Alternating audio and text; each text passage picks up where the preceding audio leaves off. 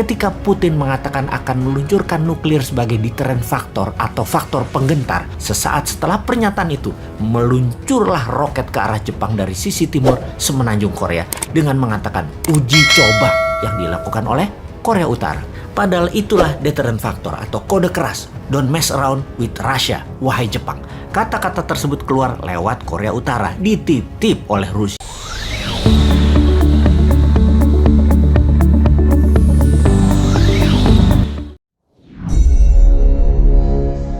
Ketika Korea Utara meluncurkan percobaan roketnya ke arah Jepang kemarin, dunia intelijen pertahanan internasional menjadi ramai. Kita tahu Jepang negara yang paling gencar melakukan sanksi ekonomi terhadap Rusia sebagai pernyataan Jepang anti Rusia dan tidak setuju Ukraina dianeksasi oleh Rusia. Jepang punya sejarah panjang yang memang tidak suka Rusia.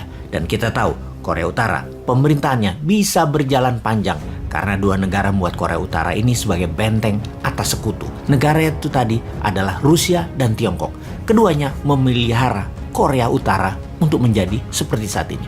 Begini, kita jabarkan tentang rencana Ukraina mau menjadi member NATO itu ibarat negara Meksiko menjadi anggota obornya Tiongkok. Atau Meksiko gabung dengan Rusia dalam fakta militer. Pasti Meksiko diinvasi oleh Amerika karena Meksiko adalah pagar atau benteng Amerika dari selatan. Ketika Putin mengatakan akan meluncurkan nuklir sebagai deterrent factor atau faktor penggentar, sesaat setelah pernyataan itu, meluncurlah roket ke arah Jepang dari sisi timur semenanjung Korea dengan mengatakan uji coba yang dilakukan oleh Korea Utara. Padahal itulah deterrent factor atau kode keras, don't mess around with Russia, wahai Jepang. Kata-kata tersebut keluar lewat Korea Utara, dititip oleh Rusia.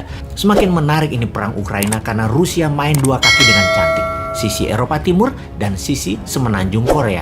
Di sisi Natuna Utara, kayaknya dapat dipastikan Tiongkok saat ini sedang memanaskan engine perangnya di sana. Kapan ini menjadi bencana dunia? Kita sudah mengatakan jauh-jauh hari sejak tahun 2019, di mana Menteri Keuangan kita kan sama, dia juga. Kita mengatakan ubah strategi ekonomi bernegaranya karena ini bukan masa dunia dalam ekonomi normal. Ini dalam war. Maka ekonomi dan strategi bernegaranya harus berbasis war, warfare. Economic at war berbeda dengan economic at normal condition. Awalnya perang dagang, kemudian perang petrol dan perang komoditi, lalu perang biologi, kemudian perang cuaca. Dan kita ingatkan selalu, di awalnya perang dagang, di akhirnya perang militer. Sudah siapkah kita? Indonesia maksudnya, sudah siapkah? Video dan pesan itu banyak dan telah menyebar ditonton banyak orang, namun banyak yang skeptis. Siapa Bosman? Kok berani-berani menantang pakar ekonomi dan pakar pertahanan negeri Wakanda yang sangat mumpuni? Ya bukan siapa-siapa om, Bosman mah wong bodoh ngaku pinter. Hanya ada sedikit informasi, ya kita bagi ke masyarakat biar masyarakat yang menilai apakah benar akan ada perang militer, apakah benar akan minyak mentah ke $100, apakah benar BBM akan naik, listrik akan naik, harga pangan akan naik. Mending harga naik kalau ternyata stoknya nggak ada karena dunia perang. Semua negara nyetok buat rakyatnya. Wakanda adalah negara yang dibuat supaya menjadi negara pengimpor dengan rendahnya produksi. Maka sekarang stoknya tidak ada, bukan hanya mahal, tapi ya sudah. Semua sudah terjadi. Ada dua analisa besar saat ini. Akankah perang dunia ketiga terjadi di mana blok Rusia, mantan Soviet, ditambah Tiongkok dan Korea Utara serta plus kemungkinan Wakanda di satu sisi, kemudian di sisi lawan Eropa Barat, NATO, Amerika plus sekutu Amerika.